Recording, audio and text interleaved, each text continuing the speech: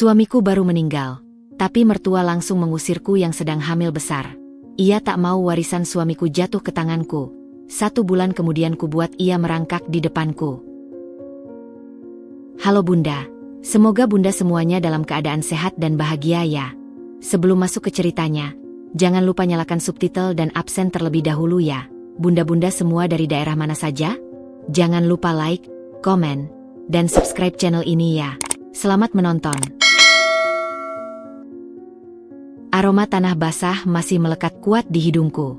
Aroma yang sama seperti saat mereka menurunkan jenazah Mas Lutfi ke liang lahat 2 jam yang lalu.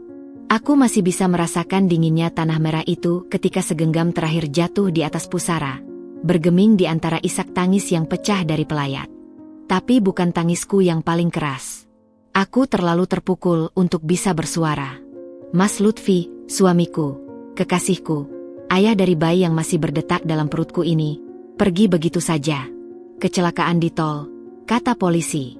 Truk di depan mengerem mendadak. Motor Mas Lutfi menabrak dari belakang. Ia terpental dan aku tidak sanggup membayangkan detailnya lagi. Yang kuingat hanya telepon dari rumah sakit pukul 3 pagi. Suara asing di seberang yang memberitahukan bahwa suamiku sudah tiada.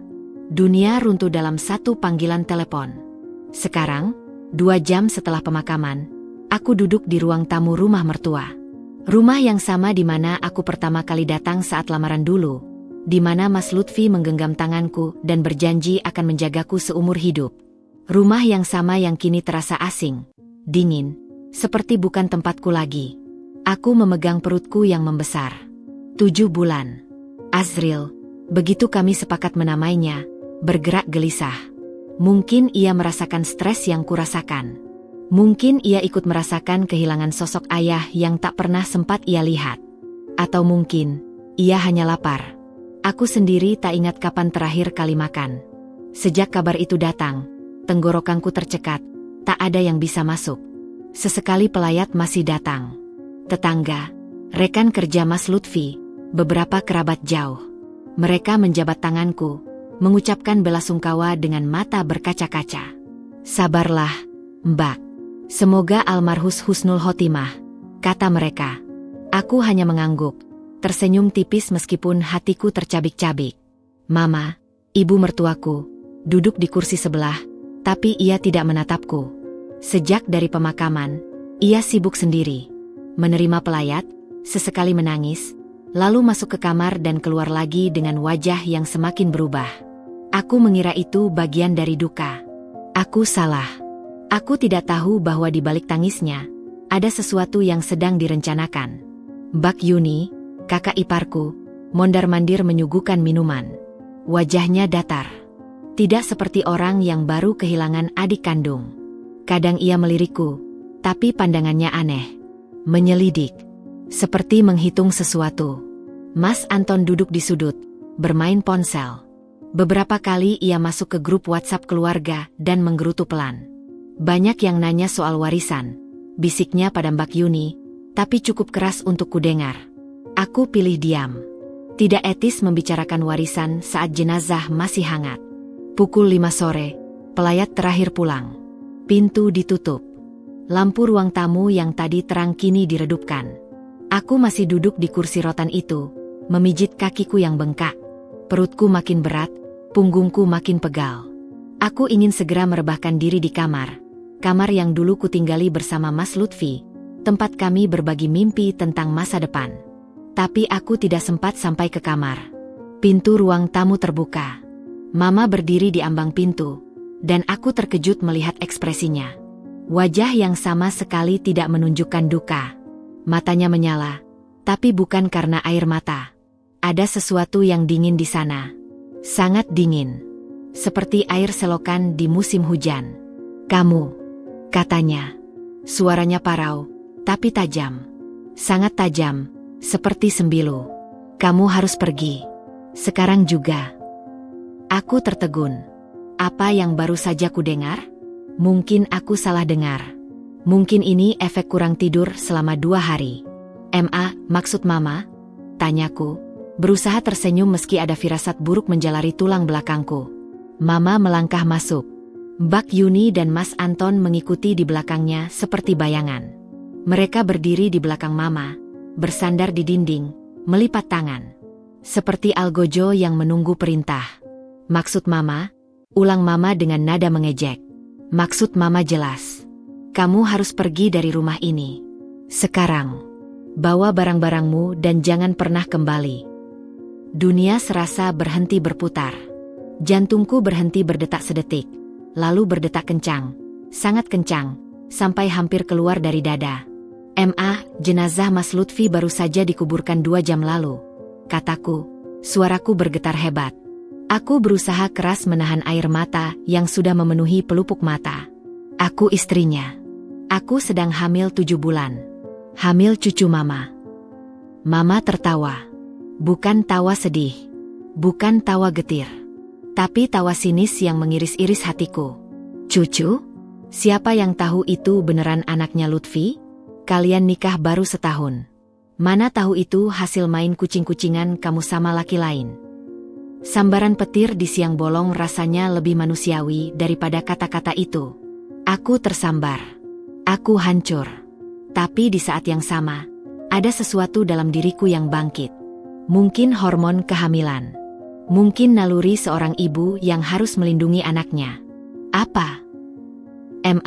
Demi Allah, demi Mas Lutfi yang baru saja kita kuburkan. Ini anak Mas Lutfi. Aku tidak pernah. Bukti, bentak Mama, begitu keras sampai tubuhku tersentak. Wajahnya merah padam, urat lehernya menonjol. Kamu tidak punya bukti. Dan selama tidak ada bukti, kamu tidak punya hak atas warisan Lutfi. Rumah ini, tanah ini, semua peninggalan almarhum bapaknya, itu hak anak-anakku. Bukan hak perempuan murahan macam kamu. Murahan. Ia menyebutku murahan. Di depan anaknya yang baru meninggal. Di hadapan Allah yang maha melihat. Mbak Yuni tiba-tiba masuk ke kamar belakang dan keluar membawa sebuah koper. Koper kecil berwarna coklat. Koper itu, aku mengenalinya. Itu koper Mas Lutfi, yang kami bawa saat liburan ke Bali dulu. Koper yang selalu ia bawa saat perjalanan dinas. Kini diisi dengan beberapa potong bajuku. Hanya beberapa. Sisanya? Entah. Ini barang-barang kamu, kata Mbak Yuni, meletakkan koper itu di lantai. Suaranya datar, tanpa emosi. Cepat. Jangan bikin ribut. Orang-orang baru saja pulang dari kuburan. Kita tidak perlu skandal. Skandal. Ia bilang skandal. Seolah aku ini aib yang harus disembunyikan. Bukan keluarga. Bukan ipar. Bukan apa-apa. Perlahan, dengan susah payah karena perutku yang besar, aku berdiri. Lututku lemas, tapi kupaksakan tegak. Aku harus tegar. Untuk Azril. Untuk Mas Lutfi. Tolong, kataku, masih berusaha meraih sisi kemanusiaan mereka. Ini pertengahan bulan. Aku nggak punya tempat tujuan. Keluargaku di Jawa Timur. Ongkosnya jauh. Aku hamil tua, siapa yang mau menampung? Itu urusan kamu, potong Mama dingin. Lalu, dengan gerakan penuh penghinaan, ia mengeluarkan amplop coklat dari saku bajunya. Amplop itu melayang di udara, jatuh di lantai keramik, persis di depan ujung sepatuku. Jatuhnya terdengar nyaring di ruangan yang hening. Ini, 2 juta. Lebih dari cukup untuk ongkos pulang. Ambil dan pergi. Dan jangan pernah kembali. Kamu tidak punya hubungan apa-apa lagi dengan keluarga ini. Aku menunduk, memandang amplop itu. 2 juta rupiah. Itu harga yang mereka berikan untukku setelah setahun menjadi bagian dari keluarga ini. Setelah mengandung anak mereka. Setelah kehilangan suami. Azril menendang keras. Sangat keras. Seperti protes. Seperti marah. Lalu aku menatap mereka. Mama dengan dada membusung, Mbak Yuni dengan senyum puas, Mas Anton dengan tatapan bosan. Ketiganya sama. Ketiganya telah membuang kemanusiaan mereka entah di mana. Perlahan, aku membungkuk. Dengan susah payah, aku mengambil amplop itu. Air mataku jatuh, membasahi amplop coklat itu, membuat tintanya luntur. Bukan karena aku takut. Bukan karena aku malu. Tapi karena sakit. Sakit yang begitu dalam, melebihi sakit melahirkan nanti, melebihi sakit kehilangan. Sakit dikhianati orang yang seharusnya menjadi keluargaku. Tanpa berkata apa-apa lagi, aku meraih gagang koper kecil itu. Aku melangkah melewati mereka. Satu persatu. Mas Anton, Mbak Yuni, dan terakhir Mama. Di ambang pintu, aku berhenti. Aku menoleh. Perlahan, sangat perlahan. Aku menatap Mama tepat di matanya. Mataku mungkin basah, tapi tatapanku tidak boleh kalah. Mama, kataku pelan. Jelas. Setiap kataku ukir dengan hati. Allah Maha melihat. Mas Lutfi juga melihat dari sana.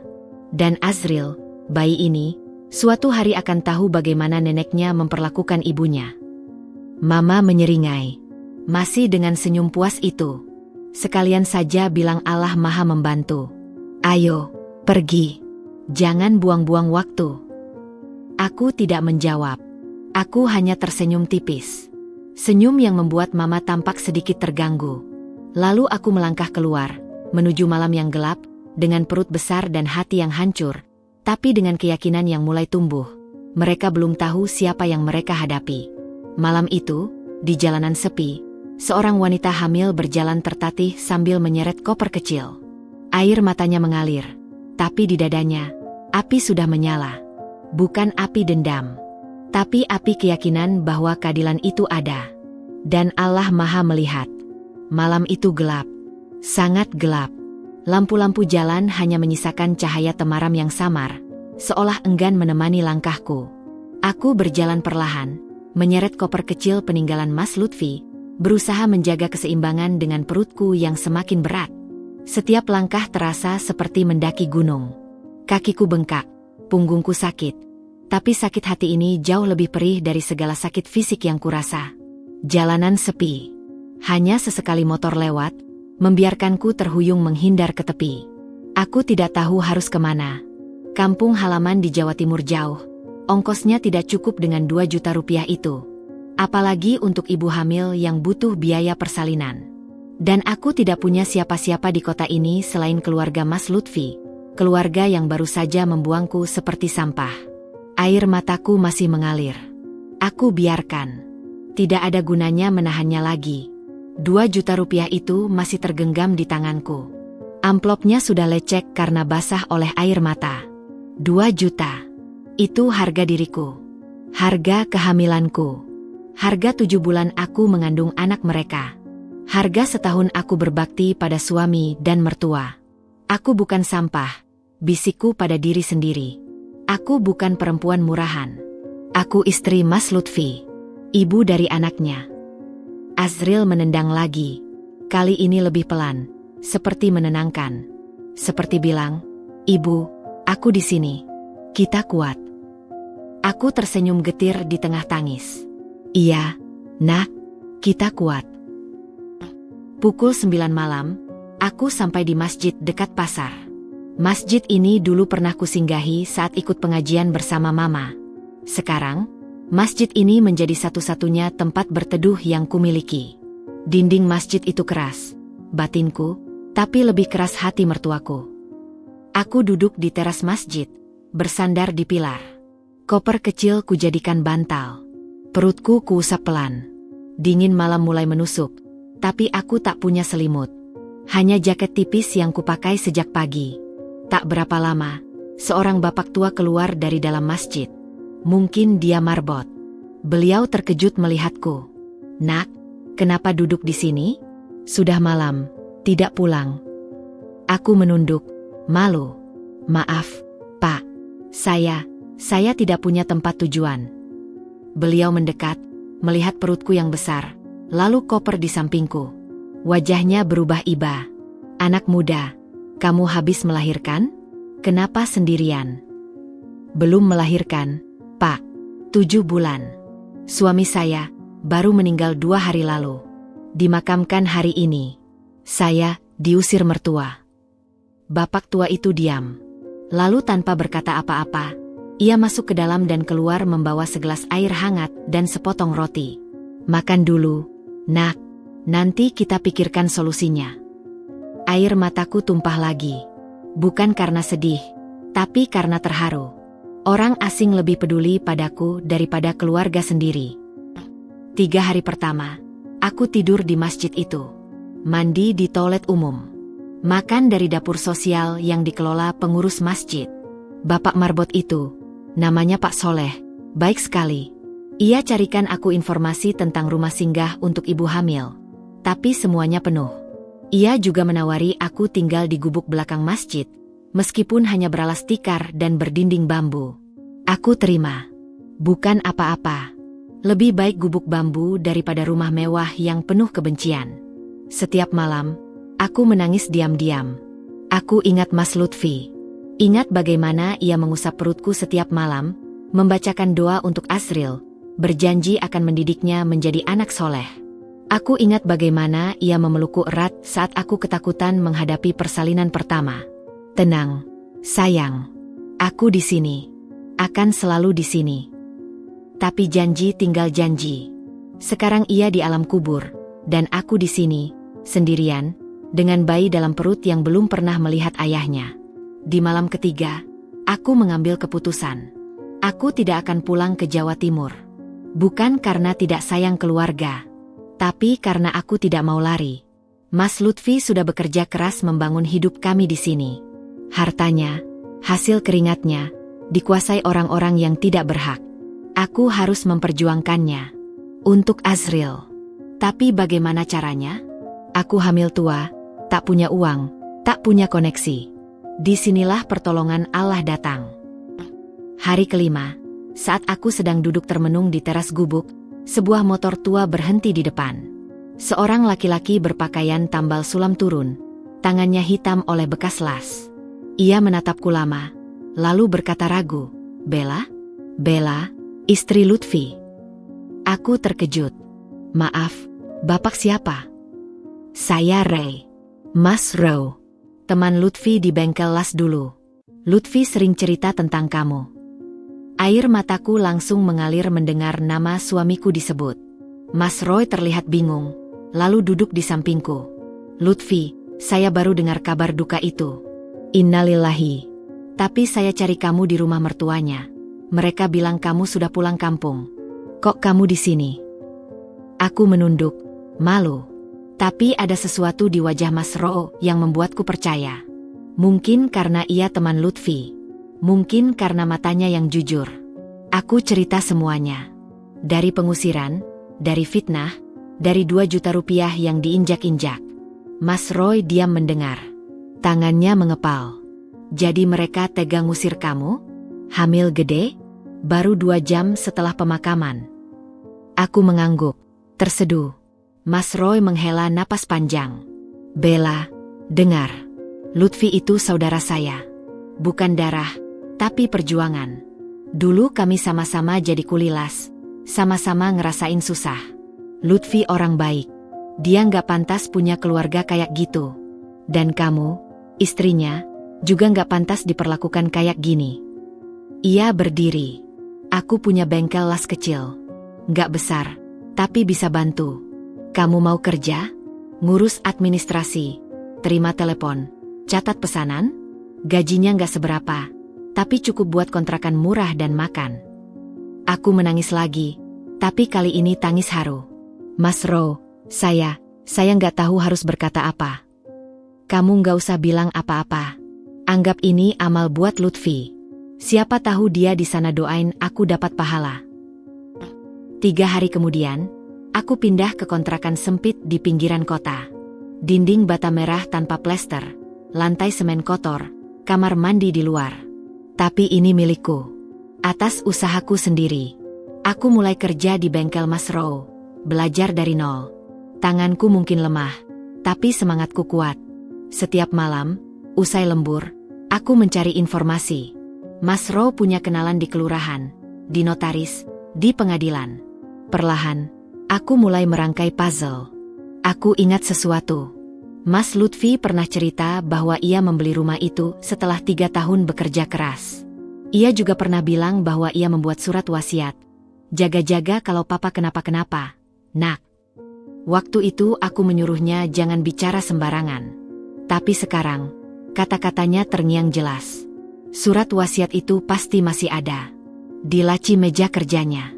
Di kamar yang dulu kami tempati. Tapi bagaimana cara mengambilnya? Rumah itu sekarang dijaga ketat. Mama pasti sudah mengunci semua dokumen. Suatu sore, saat sedang mencatat pesanan, seorang lelaki datang ke bengkel. Ia bertanya tentang Mas Lutfi. Ternyata ia teman lama yang tinggal di kampung berbeda.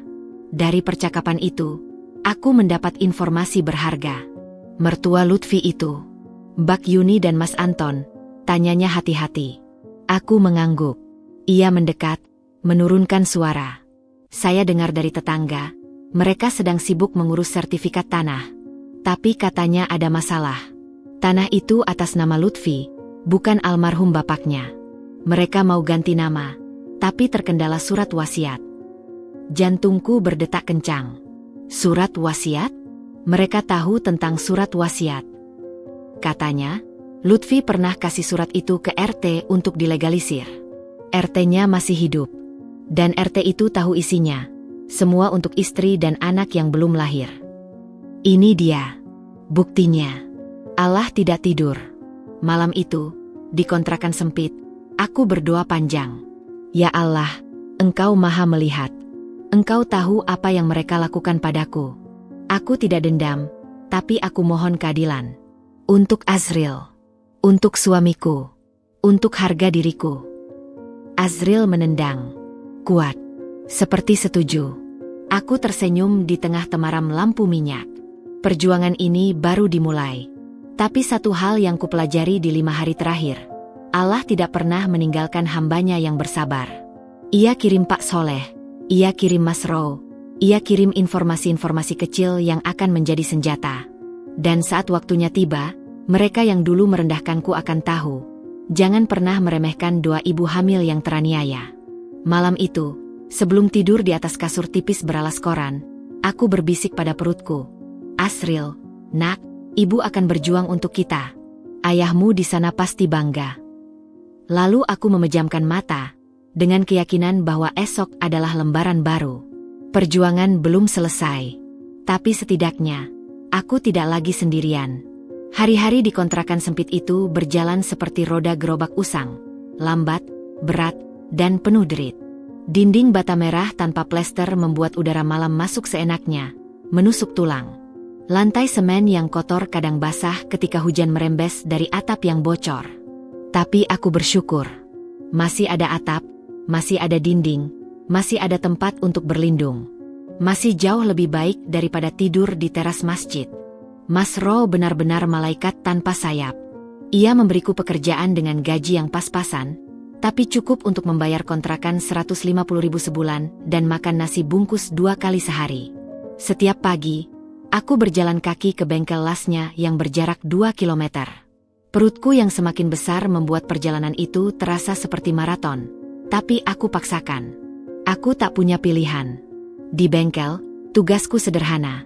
Menerima telepon, mencatat pesanan, mengatur jadwal servis, dan kadang membuatkan teh untuk para pekerja. Tanganku yang dulu terbiasa memegang ponsel mahal dan tas branded, kini terbiasa dengan kertas-kertas lusuh dan buku catatan bekas. Tapi anehnya, aku merasa lebih hidup, lebih berarti. Karena ini hasil usahaku sendiri, bukan pemberian siapapun. Mas Roy sering mengamatiku dari kejauhan. Suatu siang, saat aku sedang mencatat pesanan, ia mendekat dengan 2 gelas teh hangat. Bella, kamu kuat sekali, katanya tiba-tiba. Istri-istri lain mungkin sudah pingsan atau depresi kalau di posisimu. Aku tersenyum getir. Mas Roy, kalau saya pingsan, siapa yang akan berjuang untuk Azril? Saya tidak punya siapa-siapa lagi selain dia di perut ini. Mas Roy mengangguk pelan. Lutfi beruntung punya istri sepertimu. Sayang, dia nggak sempat lihat perjuanganmu. Mendengar nama suamiku disebut, air mataku langsung menggenang. Tapi ku tahan. Sudah terlalu banyak menangis. Sekarang waktunya bertindak. Setelah bekerja selama 2 minggu, aku mulai punya sedikit uang lebih. Bukan untuk bersenang-senang, tapi untuk modal mencari informasi. Aku beli pulsa internet, kusisihkan 1.000-2.000 setiap hari untuk naik angkot kalau perlu ke kantor kelurahan atau notaris. Mas Roy perkenalkan aku pada temannya. Pak RT tempat Mas Lutfi dulu tinggal. Bukan di rumah mertua, tapi di kontrakan lama kami sebelum pindah ke rumah itu.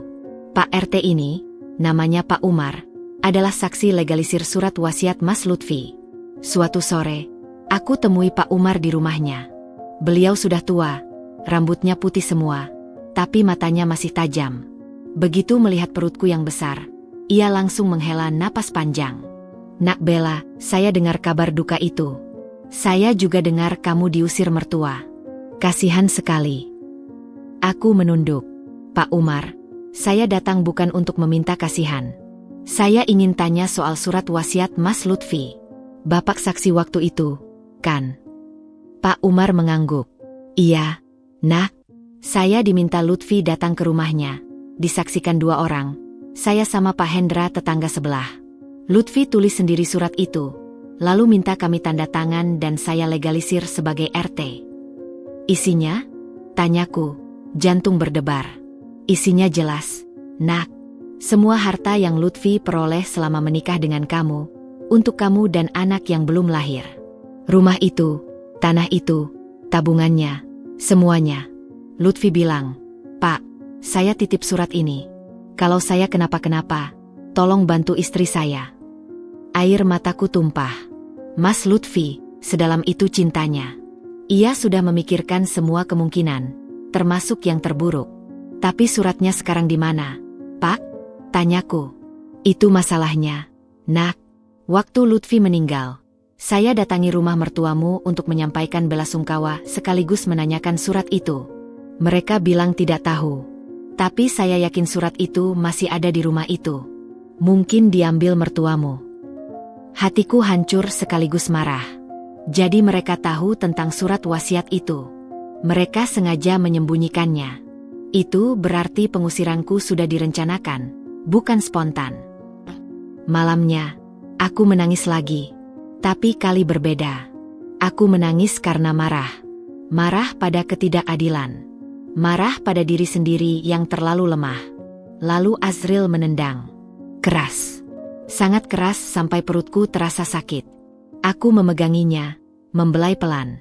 "Nak, ibu sedang berjuang. Tolong jangan rewel." Tapi tendangan itu tidak berhenti. Malah semakin kuat. Dan tiba-tiba, aku merasakan sesuatu yang aneh. Perutku mulas. Sangat mulas. "Astagfirullah, jangan sekarang, Nak.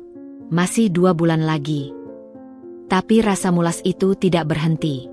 Malah semakin hebat, menjalar dari perut hingga ke punggung. Aku panik. Aku sendirian di kontrakan, tidak ada siapa-siapa. Ponselku di atas meja, tapi tangan gemetar hebat. Dengan susah payah, aku meraih ponsel dan menekan nomor Mas Roy. Berdering, berdering, tidak diangkat. Ku coba lagi. Masih tidak diangkat. Aku mulai putus asa. Rasa sakit semakin menjadi. Lalu kuingat nomor Pak Soleh, marbot masjid itu. Kutekan dengan jari gemetar. "Pak Soleh, tolong, saya sakit perut." Bisikku sebelum ponsel jatuh dari tangan. Saat sadar, aku sudah berada di ruang bersalin puskesmas. Lampu terang menyilaukan. Ada suara orang berlarian, suara perawat yang teriak menyuruhku mengejan. Tapi aku terlalu lemah. Ibu harus semangat. Bayinya harus segera keluar. Ada tanda-tanda prematur, teriak seorang suster. Prematur.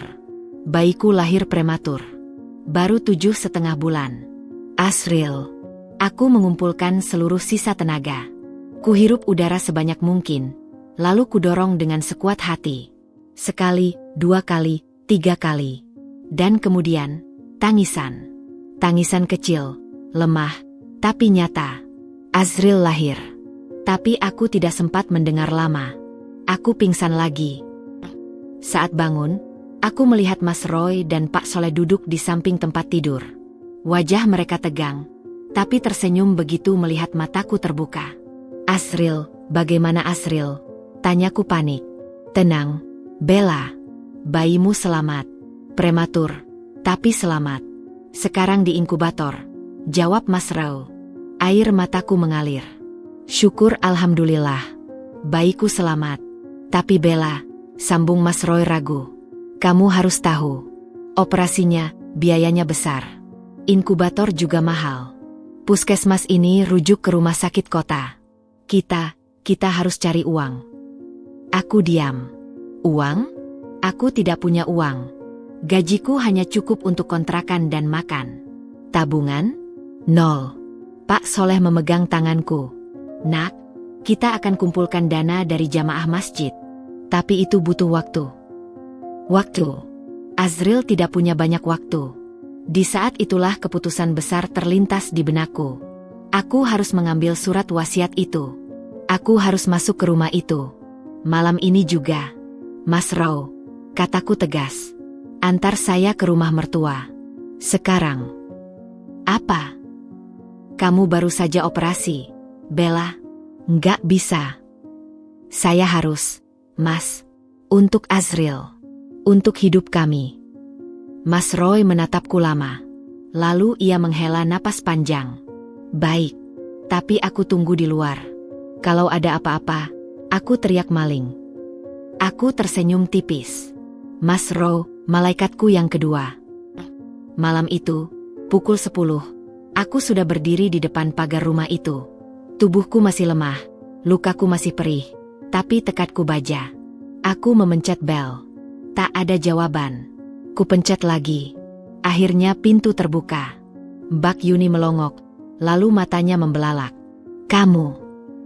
Berani-beraninya kamu balik. Dari baliknya, Mama muncul. Lalu Mas Anton. Mereka berdiri di teras, menatapku seperti melihat hantu. Kurang ajar. Masih punya muka balik ke sini. Hardik Mama. Aku berdiri tegak, sebisa mungkin meski tubuhku limbung. Mama, saya hanya minta 5 menit. Ada surat Mas Lutfi yang harus saya ambil. Mama tertawa sinis. Surat? Surat apa lagi? Sudah tidak ada. Semua sudah jadi milik kami. Aku tersenyum. Senyum yang kulatih di depan cermin kontrakan selama berminggu-minggu. Mama yakin? Padahal saya punya saksi. Pak Umar, RT kami dulu. Beliau ingat isi surat itu. Beliau siap bersaksi di pengadilan. Wajah Mama berubah. Pucat. Tapi cepat ia menguasai diri. Omong kosong. Saksi bisa diatur. Pengacara kami lebih hebat. Pengacara? Tanyaku tenang. Jadi Mama sudah siapkan pengacara untuk merebut hak saya? Bagus. Saya juga sudah siapkan laporan polisi. Untuk pengusiran ibu hamil. Untuk pemalsuan dokumen. Untuk pencurian surat wasiat. Mas Anton melangkah maju. Wajahnya merah padam. Kamu jangan cari gara-gara. Bella, pergi sana sebelum. Sebelum apa? Potongku. Sebelum kamu pukul saya? Silakan. Saya baru saja operasi melahirkan. Luka jahitan saya masih basah. Silakan pukul. Nanti darahnya berceceran di teras rumah ini. Bagus buat bukti polisi. Mereka semua terdiam. Terpana.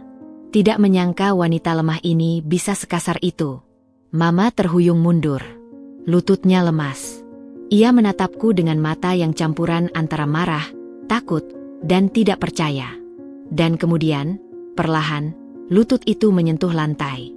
Mama berlutut. Di depanku. Mama berlutut di depanku. Tapi belum sempat ia berkata apa-apa, Mbak Yuni sudah menariknya kasar. Mama. Jangan. Pekik Mbak Yuni. Matanya menyala-nyala menatapku. Ini tipu dayanya. Dia cuma akting. Jangan percaya. Mas Anton ikut maju, berdiri di samping Mbak Yuni dengan dada membusung. Keduanya kini membentuk barisan di depan Mama, seperti benteng yang melindungi markas terakhir.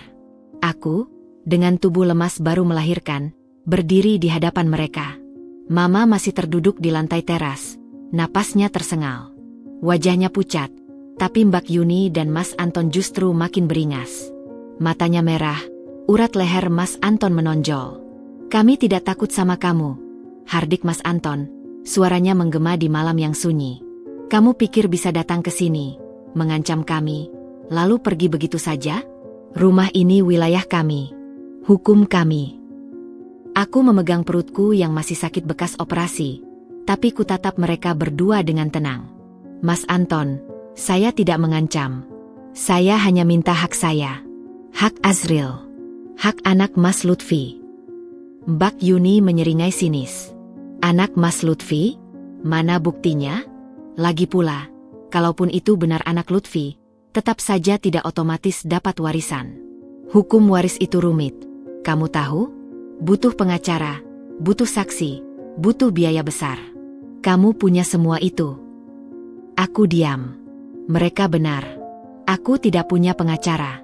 Tidak punya uang untuk biaya sidang yang menggunung. Tapi aku punya tekad yang tidak bisa dibeli dengan uang. Melihat aku diam, Mas Anton makin pede. Ia melangkah maju, mendekat, hingga jarak kami hanya setengah meter. Napasnya bau rokok murahan. Dengar sini, Bella, desisnya pelan, tapi penuh ancaman. Kami sudah urus semuanya. Saksi-saksi itu sudah kami temui. RT itu, Pak Umar, sudah kami kasih uang. Dia tidak akan berani bersaksi untukmu. Pengacara? Kami punya pengacara kondang di kota ini. Kamu tahu siapa yang jadi pengacara kami? Kantor hukum ternama, langganan pejabat. Kamu mau lawan mereka? Dengan luka jahitan dan kontrakan kumuh. Dadaku sesak. Bukan karena takut, tapi karena marah. Jadi mereka sudah bergerak lebih dulu. Menyuap saksi. Menyewa pengacara hebat. Mengatur segalanya. Melihat wajahku yang berubah, Mas Anton tertawa puas. Nah, sadar, kan? Kamu ini cuma perempuan hamil yang baru melahirkan. Tidak punya siapa-siapa. Lebih baik kamu pulang ke kampung halamanmu. Urus bayimu. Lupakan semua ini. Mbak Yuni menimpali. Suaranya manis tapi beracun. Iya, Bella. Kasihan bayimu. Masih kecil sudah stres. Lagi pula, kami tidak tega lihat kamu berjuang sendirian. Percuma, sayang. Hukum itu tidak untuk orang kecil sepertimu. Aku menunduk. Tanganku gemetar menahan amarah. Mereka benar-benar licik. Mereka sudah mempersiapkan semua ini dari jauh-jauh hari. Mungkin bahkan sebelum Mas Lutfi meninggal. Tapi di tengah keputusasaan itu, tiba-tiba aku teringat sesuatu. Mas Rowe. Ia menungguku di luar, di balik pagar. Tapi aku tidak sendirian. Ada yang lebih besar dari Mas Rowe. Ada Allah. Aku angkat wajah. Mataku bertemu dengan mata Mas Anton. Mas Anton, kataku lirih, tapi jelas. Kalian sudah menyuap Pak Umar? Saksi. Mereka tersenyum puas. Sudah kami urus, jawab Mas Anton angkuh. Bagus, kataku. Tapi kalian lupa satu hal. Mereka mengerutkan dahi. Apa? Aku tersenyum tipis. Surat wasiat itu tidak hanya ditandatangani Pak Umar. Ada saksi kedua. Pak Hendra. Tetangga sebelah yang pindah keluar kota 2 bulan lalu. Kalian sudah temui dia. Wajah mereka berubah. Mas Anton dan Mbak Yuni saling pandang. Ada kepanikan di mata mereka. Pak Hendra, gumam Mbak Yuni. Saya sudah lacak alamatnya. Lanjutku, berbohong dengan tenang. Sebenarnya aku belum, tapi aku harus mengambil kendali. Dia tinggal di luar pulau. Tapi dia masih ingat isi surat wasiat itu. Dia juga ingat bahwa surat itu asli, ditulis tangan Mas Lutfi, dan dilegalisir resmi. Mas Anton mulai gelisah. Omong kosong. Kamu cuma bluffing. Bluffing. Aku tertawa kecil, meskipun dalam hati gemetar. Coba telepon Pak Hendra sekarang. Lihat sendiri. Atau lebih baik, tunggu saja sampai sidang nanti. Saya akan hadirkan dia sebagai saksi. Dan kalian tahu apa artinya? Kalian bisa dipidana karena menghalangi-halangi hak waris dan pemalsuan dokumen. Mama, yang dari tadi diam, tiba-tiba bangkit berdiri. Wajahnya campuran marah dan takut. Diam kau, perempuan kurang ajar, teriaknya, suaranya pecah. Kau pikir kau bisa mengancam kami di rumah sendiri? Anton, Yuni, usir dia. Sekarang. Tapi sebelum mereka bergerak, tiba-tiba suara keras terdengar dari belakang. Berhenti. Semua menoleh. Mas Roy berdiri di pintu pagar yang terbuka, wajahnya merah padam. Di sampingnya, 2 orang laki-laki berseragam, polisi. Kami sudah dengar semuanya dari luar pagar, kata Mas Roy tegas. Pak polisi, ini dia pelakunya. Ibu hamil ini baru melahirkan, diusir tanpa prikemanusiaan. Dan mereka mengancam serta menyuap saksi. Polisi itu melangkah maju. Ibu Yuni, Bapak Anton, kami menerima laporan tentang pengancaman dan dugaan penyuapan. Kami minta keterangan saudara di kantor polisi. Mas Anton membeku. Mbak Yuni gemetar. Mama hampir pingsan. Aku menatap mereka satu persatu. Karma memang tidak pernah tidur. Ia hanya menunggu waktu yang tepat. Di kantor polisi, malam itu juga, pemeriksaan berlangsung hingga dini hari. Mas Roy mendampingiku, sementara Mas Anton, Mbak Yuni, dan Mama diperiksa di ruang berbeda. Aku menceritakan semuanya dengan jujur. Pengusiran, fitnah, upaya merebut hak waris. Luka jahitanku yang masih basah menjadi bukti nyata bahwa aku baru melahirkan, sesuatu yang mustahil aku palsukan. Polisi yang memeriksaku, Ibtu Dewi, seorang wanita tegas tapi iba. Ia memegang tanganku setelah pemeriksaan selesai. Ibu Bella, saya salut sama ibu. Sendirian, baru melahirkan, tapi berani melawan ketidakadilan. Saya akan kawal kasus ini. Mereka tidak akan lolos. Aku menangis. Kali ini bukan tangis sedih, tapi tangis lega. Akhirnya ada yang mendengar. Akhirnya ada yang percaya. Dari ruang sebelah, terdengar suara ribut. Mas Anton berteriak, membanting meja. Mbak Yuni menangis histeris. Dan Mama diam 1000 bahasa. Saat fajar menyingsing, mereka keluar dengan wajah kusut. Mas Anton diborgol. Mbak Yuni menangis terseduh. Mama berjalan tertatih, menatapku dengan mata penuh kebencian tapi juga ketakutan. Ini belum selesai, Bella, desisnya saat berpapasan. Kami punya pengacara hebat. Kamu tidak akan menang. Aku tersenyum padanya. Senyum tulus yang justru membuatnya terkejut. Mama, kataku lembut. Ini bukan tentang menang atau kalah. Ini tentang keadilan. Dan Allah bersama orang-orang yang sabar. Mama membuang muka, tapi aku lihat matanya berkaca-kaca. Mungkin ia ingat sesuatu. Mungkin ia ingat bagaimana dulu, saat Mas Lutfi masih kecil, ia mengajarinya tentang keadilan dan kejujuran. Kini ia sendiri yang mengkhianati ajaran itu. 2 hari kemudian, Azril dipindahkan dari inkubator ke ruang rawat biasa. Kondisinya membaik. Dokter bilang ia bayi yang kuat, pejuang sejati, seperti ibunya. Mas Ro mengajakku ke bengkel untuk beristirahat, tapi aku memilih pulang ke kontrakan. Aku ingin Azril tumbuh di tempat yang sederhana, tapi penuh perjuangan. Biar ia tahu, hidup ini tidak selalu mudah. Tapi selama ada Allah, selalu ada jalan. Sore itu, saat sedang menyusui Azril, pintu kontrakanku diketuk. Aku kaget melihat siapa yang datang. Pak Umar. Saksi yang katanya sudah disuap itu. Nak Bella, katanya dengan wajah menyesal. Saya datang untuk minta maaf. Aku diam, mempersilakannya duduk di kursi bambu satu-satunya. Saya memang ditawari uang oleh keluarga itu. Banyak. Tapi semalam, setelah saya lihat berita di TV tentang penangkapan mereka, hati saya nggak tenang. Saya saksi wasiat Lutfi. Saya harus jujur. Saya siap bersaksi untukmu. Air mataku tumpah lagi. Azril terbangun, tapi tak menangis. Ia hanya memandangku dengan mata bulatnya yang bening. Terima kasih, Pak Umar, bisikku. Terima kasih.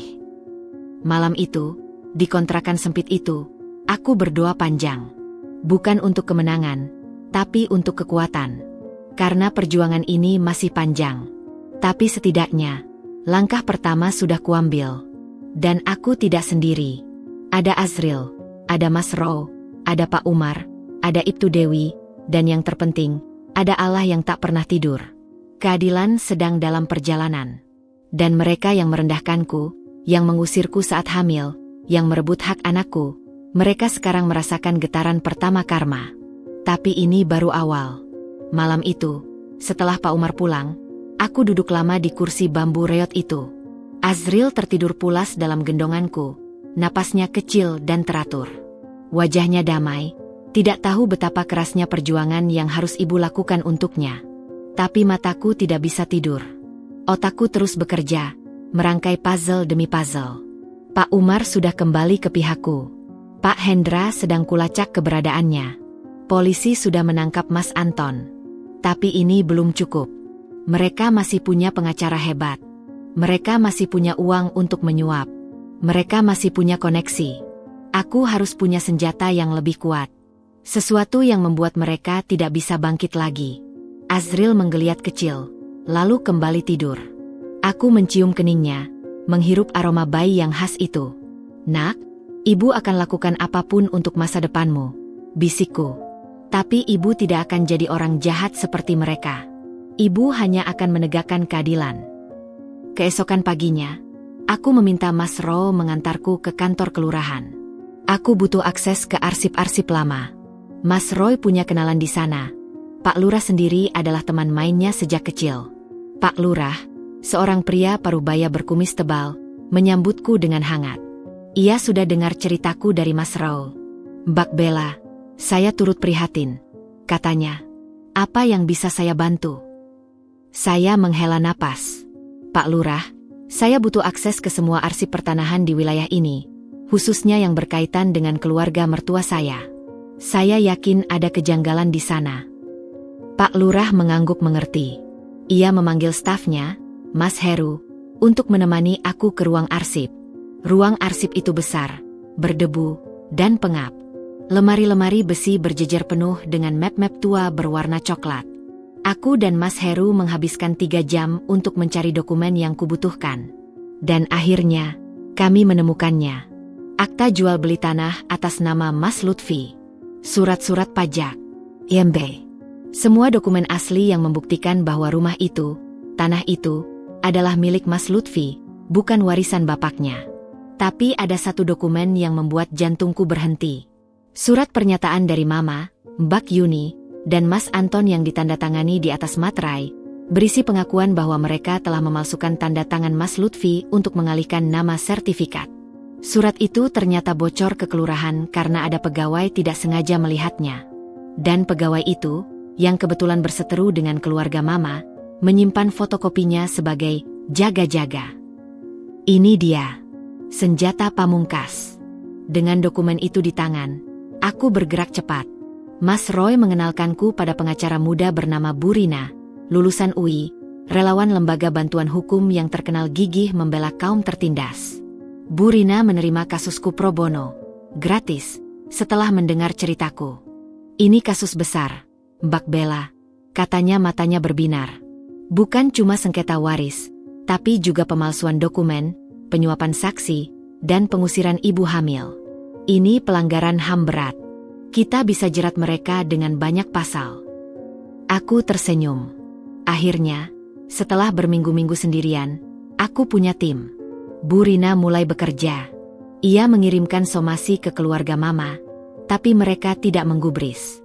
Malah, mereka mengirim balik surat ancaman dari pengacara mereka, kantor hukum terkenal yang konon pernah menangani kasus-kasus besar pejabat korup. Tapi Burina tidak gentar.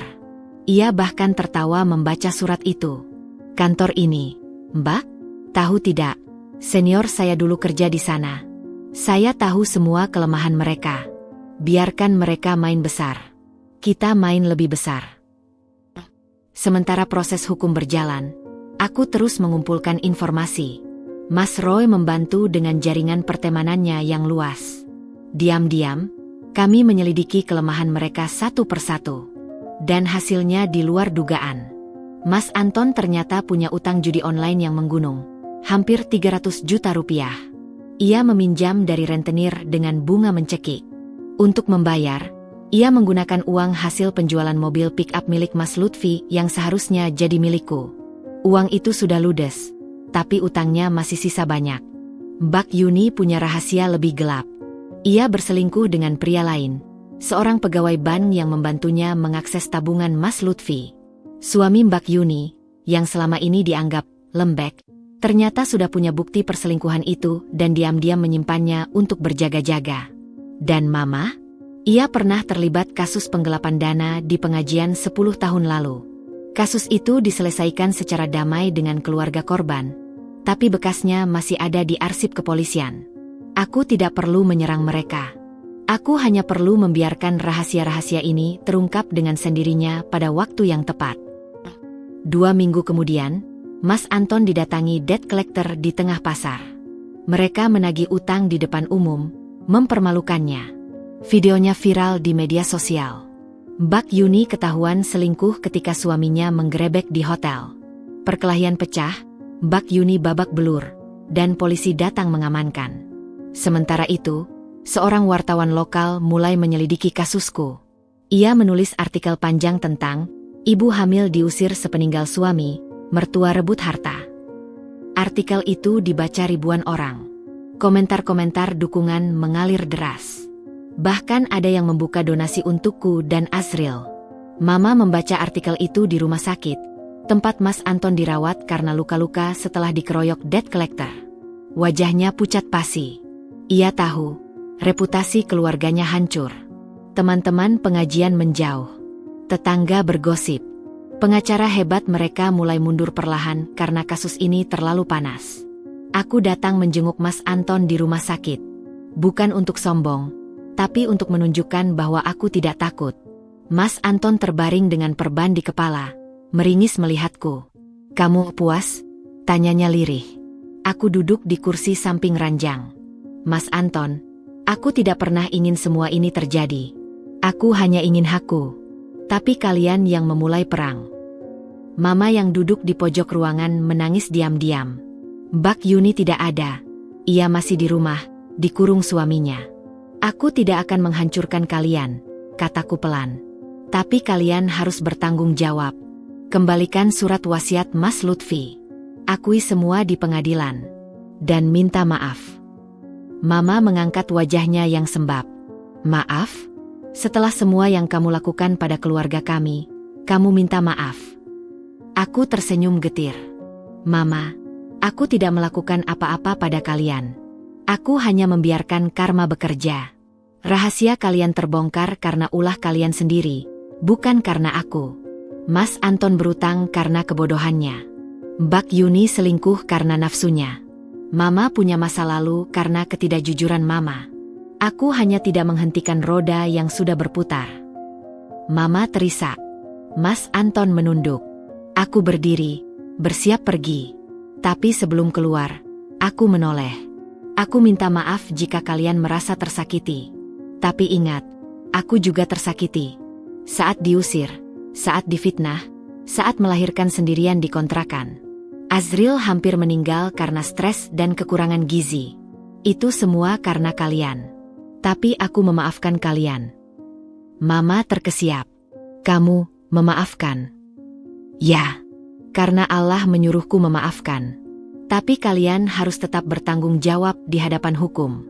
Itu urusan pengadilan. Urusanku dengan kalian, secara pribadi, sudah selesai." Aku melangkah keluar. Di lorong rumah sakit, aku menangis lagi. Tapi kali ini lega. Perang belum selesai. Tapi setidaknya aku sudah melepaskan beban dendam dari hatiku. Azril menanti di rumah. Mas Ro menjaganya. Bayiku tersenyum saat ku gendong, seolah bilang, "Ibu hebat." Malam itu, aku berdoa panjang. Bukan untuk kemenangan, tapi untuk kedamaian. Karena aku sadar, balas dendam sejati bukanlah membuat orang lain menderita. Balas dendam sejati adalah bangkit dari keterpurukan, meraih keadilan, dan tetap menjaga hati tetap bersih. Mereka mungkin merangkak di depanku nanti, tapi aku tidak akan tertawa. Aku hanya akan mengulurkan tangan dan berkata, "Berdiri, mari selesaikan dengan baik." Karena itulah yang diajarkan Mas Lutfi padaku. Dan itulah yang akan kuajarkan pada Azril.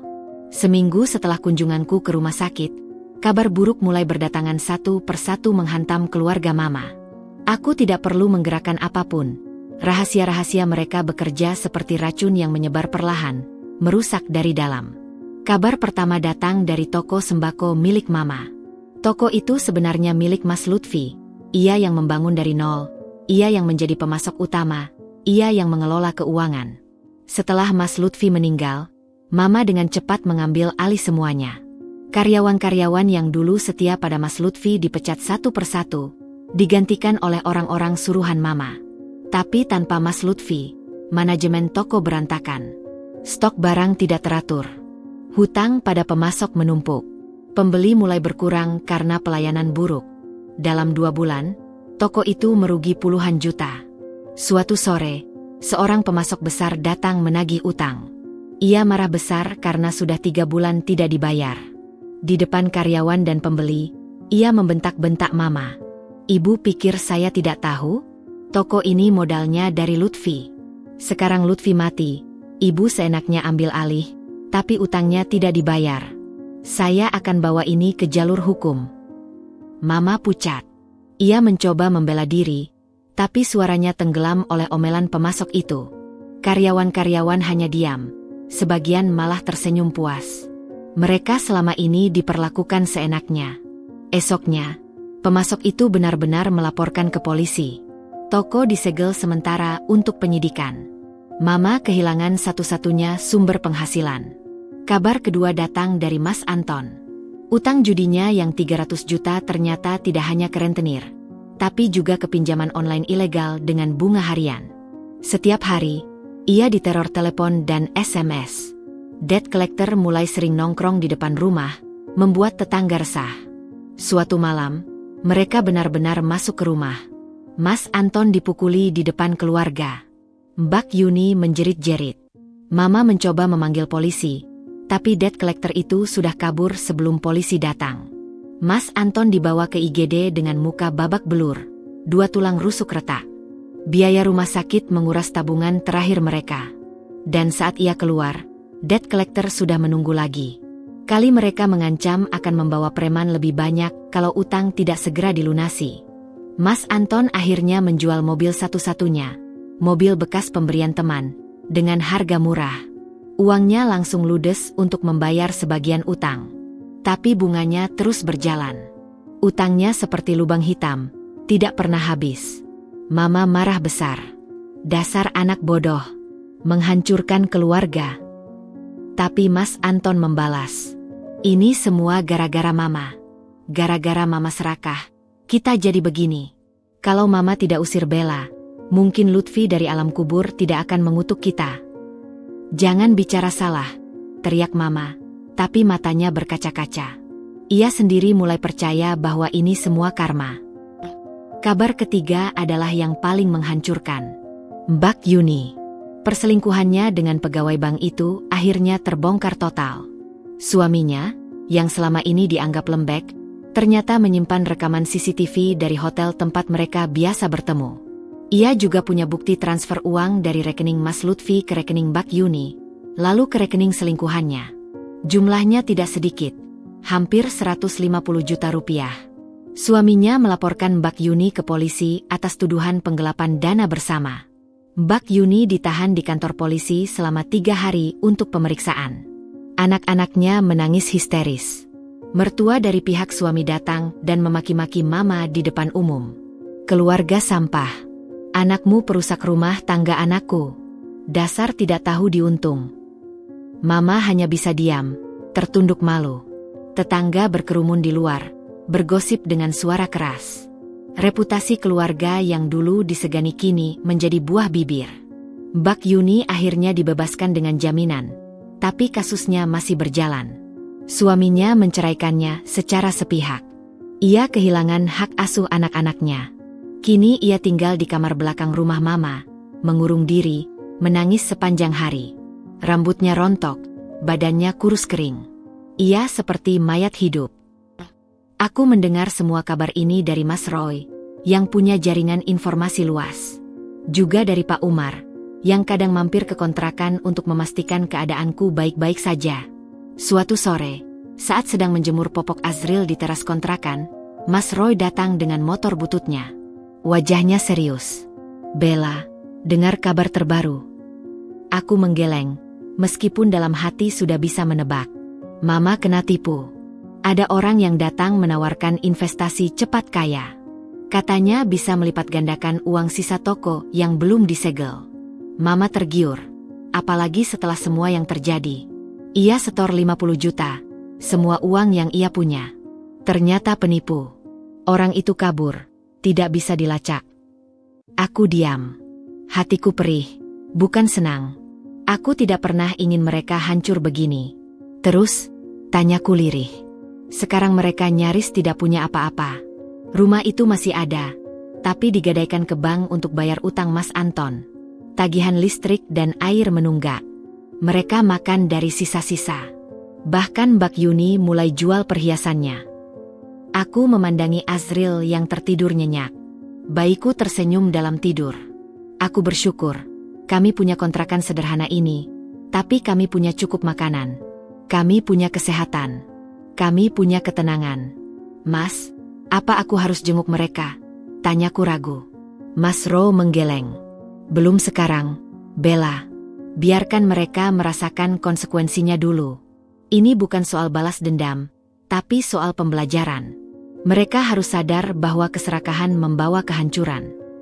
Aku menghela napas. Malam itu, setelah Azril tidur, aku berdoa lama. Ya Allah, aku tidak ingin mereka menderita. Tapi aku juga tidak bisa menghentikan karma yang sudah berjalan. Mungkin ini cara MU mengajarkan mereka. Beri mereka kekuatan untuk bangkit. Tapi jika memang mereka harus jatuh untuk sadar, jangan biarkan mereka jatuh terlalu dalam. 3 hari kemudian, seorang tamu tak terduga datang ke kontrakanku. Mas Anton. Ia berdiri di depan pintu dengan kepala menunduk. Wajahnya kusut, kemejanya lusuh, sepatunya kotor. Tidak seperti Mas Anton yang dulu, sombong, angkuh, penuh percaya diri. Bella, boleh minta waktu sebentar? Aku mempersilakannya masuk. Ia duduk di kursi bambu, memandangi sekeliling kontrakan yang sempit. Matanya berkaca-kaca. Ini tempat tinggalmu. Aku mengangguk.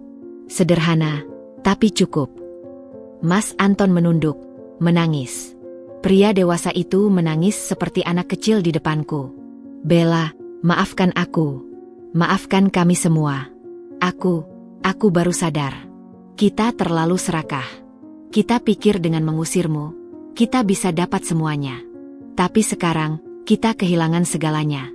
Dan lebih parah, kita kehilangan harga diri. Aku diam. Memberinya waktu. Aku bukan minta balik uang atau harta, sambungnya terseduh. Aku cuma minta maaf. Minta doamu, Bella. Aku takut Lutfi di sana marah. Takut Allah murka. Aku tidak sanggup hidup seperti ini. Aku duduk di depannya, memandang lelaki yang dulu hampir memukulku itu. Mas Anton, aku sudah memaafkan kalian. Sejak di rumah sakit, aku sudah bilang itu. Mas Anton mengangkat wajah, terkejut. Tapi Mas, lanjutku, memaafkan itu bukan berarti konsekuensi hilang. Kalian harus bertanggung jawab. Mas harus bayar utang. Mbak Yuni harus hadapi perceraiannya. Mama harus terima bahwa toko itu bukan miliknya. Itu semua proses yang harus kalian lalui. Aku tidak bisa menghapusnya. Mas Anton mengangguk pelan. Aku tahu. Tapi dengan kamu maafkan, setidaknya, kami punya harapan untuk berubah. Aku tersenyum. Ada satu lagi, Mas. Mas Lutfi dulu sering cerita, kalau Mas Anton ini sebenarnya baik. Mas cuma salah pergaulan, salah mengambil keputusan. Tapi Mas punya hati. Aku percaya itu. Mas Anton menangis lagi. Kali ini lebih keras. Saat ia pergi, aku berdiri di ambang pintu, memandang punggungnya yang menjauh. Azril menangis dari dalam. Aku masuk, menggendongnya, memberinya ASI. Nak, orang yang menyakiti kita sedang dalam kesulitan. Bisikku. Ibu sudah maafkan mereka. Tapi perjalanan mereka belum selesai. Doakan mereka, Nak, agar jadi manusia lebih baik. Azril berhenti menangis. Ia memandangku dengan mata beningnya, lalu tersenyum. Aku tersenyum kembali. Malam itu, untuk pertama kalinya dalam berminggu-minggu, aku tidur dengan tenang. Tanpa beban dendam. Tanpa amarah. Hanya dengan harapan bahwa keadilan sejati telah ditegakkan, bukan olehku, tapi oleh Yang Maha Adil. Seminggu setelah kunjungan Mas Anton, Azril genap berusia 1 bulan. Aku menggelar syukuran sederhana di kontrakan. Hanya dihadiri Mas Row, Pak Soleh, Pak Umar, dan Bu Rina pengacaraku. Kami makan nasi tumpeng dengan lajuk seadanya. Tapi kebahagiaan memenuhi ruangan sempit itu. Bu Rina membawa kabar baik. Mbak Bella, sidang perdana kasus sengketa waris akan digelar 2 minggu lagi. Semua bukti sudah kita kumpulkan. Saksi-saksi siap. Saya optimis kita menang. Aku tersenyum, tapi ada kegelisahan di hati. Keluarga Mama belum menunjukkan tanda-tanda menyerah. Mereka masih menyewa pengacara, meskipun kantor hukum besar itu sudah mundur. Mereka masih bersikeras bahwa rumah itu milik mereka. Bu Rina, bagaimana dengan surat wasiat? Apakah kita bisa mendapatkannya sebelum sidang? Bu Rina menghela napas. Itu kendalanya. Surat aslinya masih di rumah itu. Kita sudah minta secara baik-baik melalui pengacara mereka, tapi tidak digubris. Pengacara mereka bahkan bilang tidak ada surat wasiat. Padahal aku tahu, surat itu ada. Pak Umar dan Pak Hendra sudah bersaksi melihatnya. Tapi tanpa barang bukti asli, sidang bisa berlarut-larut. Malam itu, setelah semua tamu pulang, aku mengambil keputusan. Aku harus mengambil surat itu sendiri. Tapi tekadku bulat. Mas, Azril butuh masa depan yang pasti. Aku tidak bisa hanya diam dan berharap. Aku harus bertindak. Mas Roy menghela napas panjang. Kalau begitu, aku ikut.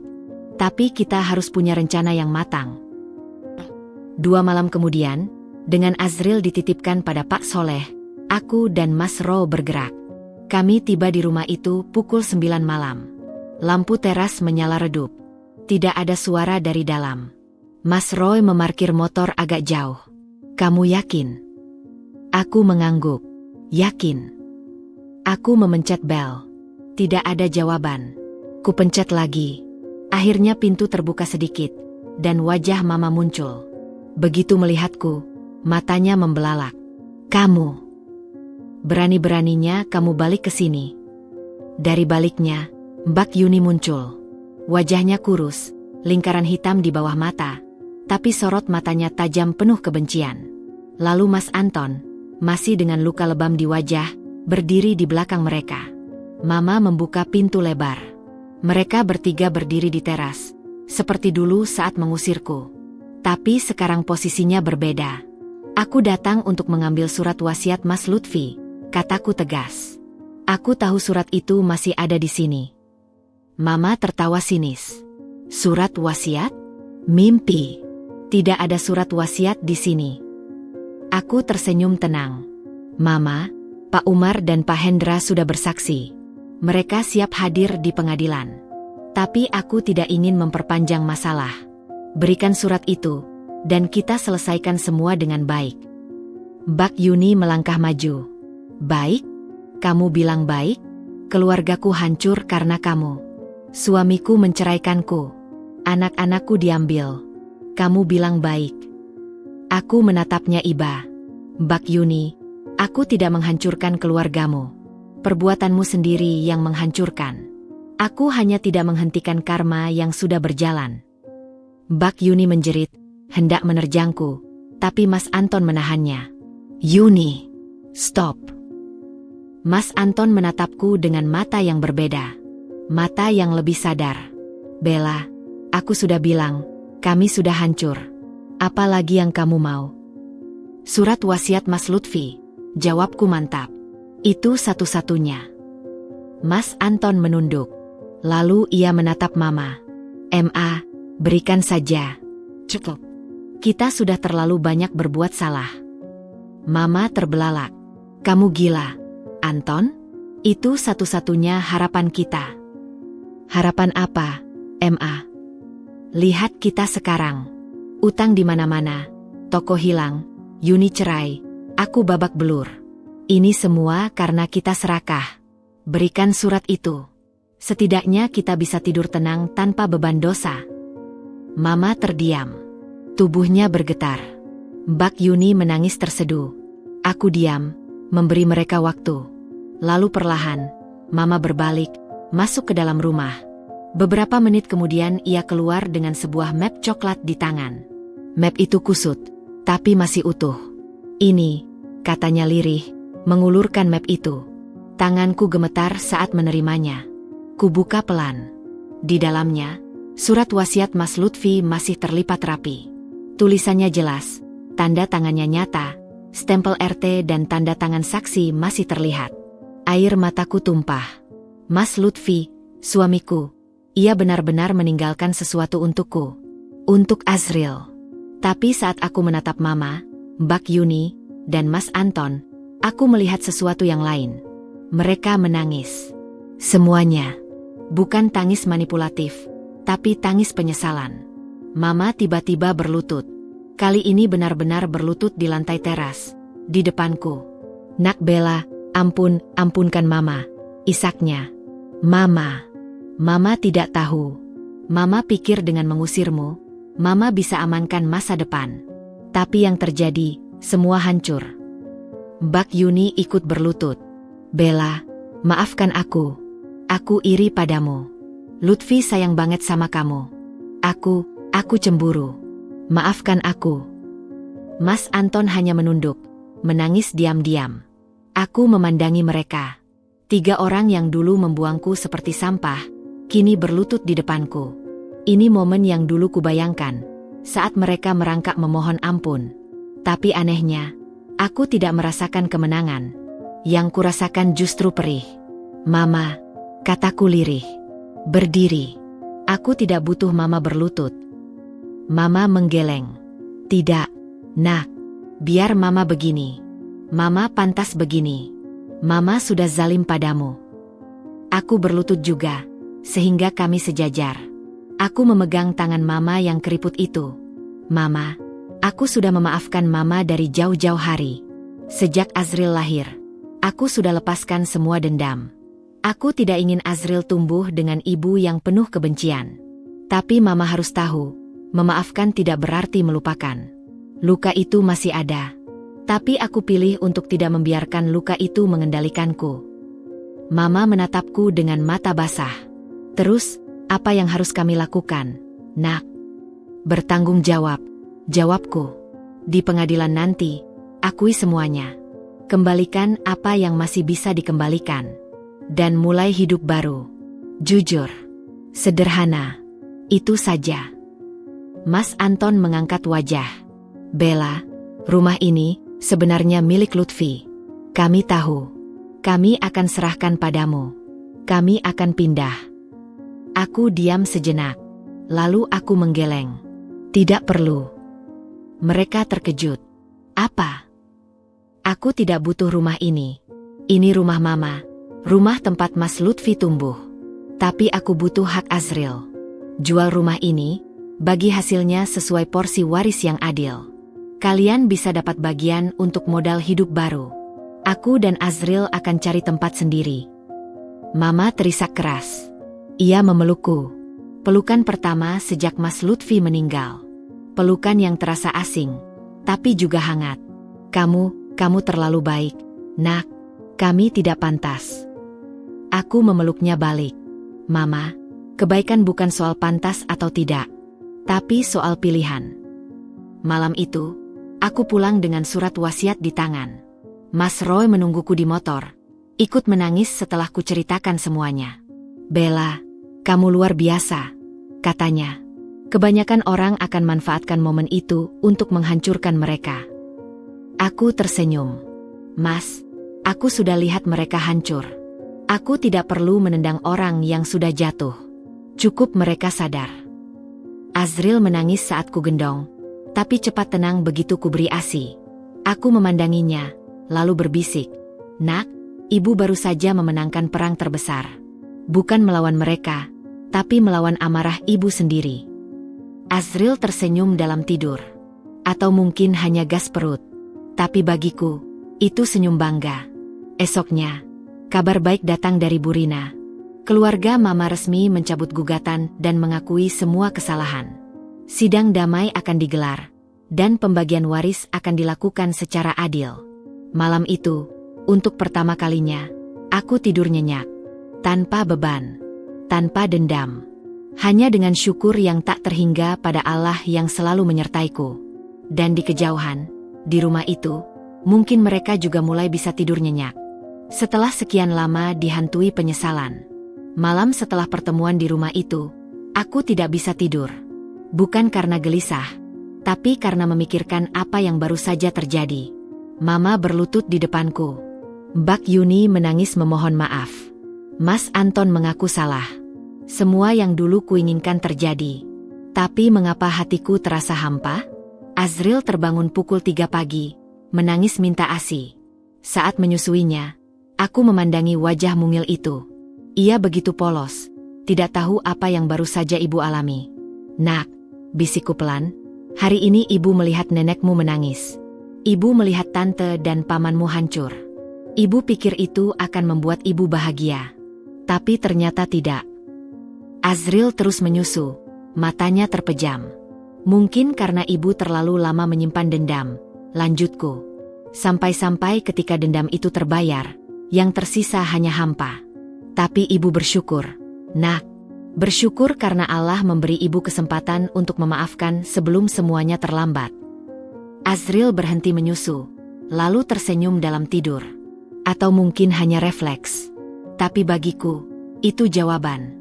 Keesokan harinya, aku dihubungi Bu Rina. Mbak Bella, keluarga mertua minta bertemu. Mereka ingin bicara langsung dengan Mbak, tanpa pengacara. Mereka bilang ada yang ingin disampaikan secara pribadi. Aku ragu. Pertemuan terakhir sudah cukup emosional. Tapi sesuatu dalam diriku berkata bahwa aku harus pergi. Baik, Bu Rina. Kapan? Mereka minta hari ini. Jam 3 sore. Di rumah itu. Jam 3 sore. Aku tiba di rumah itu lagi. Kali ini sendirian. Azril kutitipkan pada Pak Soleh. Mas Roy ingin menemani, tapi aku tolak. Ini harus kuhadapi sendiri. Pintu terbuka sebelum aku memencet bel. Mama berdiri di ambang pintu, sendirian. Wajahnya lebih tenang dari kemarin, meskipun matanya masih sembab. Masuklah, nak. Aku melangkah masuk. Rumah itu terasa berbeda. Lebih sepi. Lebih suram. Beberapa perabot sudah tidak ada, mungkin sudah dijual. Di ruang tamu, Mbak Yuni dan Mas Anton duduk bersimpuh di lantai. Mereka menunduk begitu melihatku. Mama menunjuk kursi. Duduklah, nak. Aku duduk. Mereka bertiga tetap di lantai, di depanku. Suasana hening beberapa saat. Lalu Mama mulai berbicara. Nak Bella, kami minta kamu datang bukan untuk membahas warisan atau surat wasiat. Itu sudah selesai, Bu Rina akan urus. Kami minta kamu datang, untuk ini. Mama berlutut. Bukan seperti kemarin yang setengah terpaksa, tapi dengan sadar, perlahan, meletakkan kedua lututnya di lantai keramik yang dingin. Lalu ia meletakkan kedua tangannya di lantai, menundukkan kepala, bersimpuh di depanku. Mbak Yuni dan Mas Anton melakukan hal yang sama. Mereka bertiga bersimpuh di hadapanku, seperti kerbau menunduk di depan majikan. Aku terkesiap. Mama, jangan, bangun. Tapi Mama menggeleng. Biarkan kami begini, nak. Ini yang pantas untuk kami. Mama mengangkat wajah, air mata mengalir deras. Bella, dulu, saat kamu hamil besar, aku menyuruhmu pergi. Aku melempar amplop 2.000 ke kakimu. Aku bilang kamu perempuan murahan. Aku menghinamu di depan orang-orang. Sekarang aku di sini, bersimpuh di hadapanmu. Ini balasan yang pantas untukku. Aku ingin membantunya bangun, tapi Mama menahan tanganku. Biarkan aku bicara dulu. Nak, aku sudah pendam ini terlalu lama. Mama menarik napas dalam. Aku takut, Bella. Itu alasanku. Aku takut miskin. Bapaknya Lutfi dulu pergi dengan wanita lain, bawa semua uang. Aku ditinggal dengan 3 anak kecil, tanpa apa-apa. Aku kerja banting tulang, jadi pembantu, jadi buruh cuci, apa saja. Sampai akhirnya anak-anakku besar dan bisa menghidupiku. Aku diam, mendengarkan. Lalu Lutfi menikah denganmu. Awalnya aku senang. Tapi lama-lama, aku lihat Lutfi sayang banget sama kamu. Ia sering belikan kamu hadiah, sering ajak kamu jalan. Aku cemburu. Iya, cemburu. Aku takut kehilangan anakku. Aku takut kalau Lutfi lebih sayang kamu daripada aku. Mama terisak. Setelah Lutfi meninggal, ketakutan itu makin besar. Aku pikir, kalau kamu dapat warisan, kamu akan pergi bawa semuanya. Aku dan anak-anakku akan terlantar lagi. Maka aku ambil keputusan bodoh itu. Mengusirmu. Merebut warisannya. Mbak Yuni menyambung, suaranya serak. Bella, aku juga bersalah. Aku iri padamu. Lutfi selalu cerita betapa baiknya kamu, betapa pintarnya kamu, betapa ia beruntung punya istri sepertimu.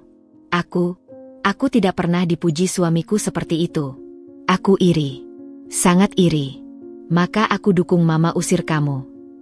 Mas Anton menunduk dalam. Aku hanya ikut-ikutan, Bella. Aku pikir dengan mengikut Mama, aku dapat bagian. Aku tak duga ujungnya begini. Utangku membengkak, keluargaku hancur. Ini semua karena keserakahanku. Mereka bertiga menangis. Tangis penyesalan yang dalam. Aku diam, memproses semua pengakuan itu. Lalu perlahan, aku turun dari kursi. Aku berlutut di lantai, menghadap mereka. Sekarang kami berempat sama-sama berlutut, saling berhadapan. Mama, kataku pelan. Aku mengerti ketakutan Mama. Aku juga takut.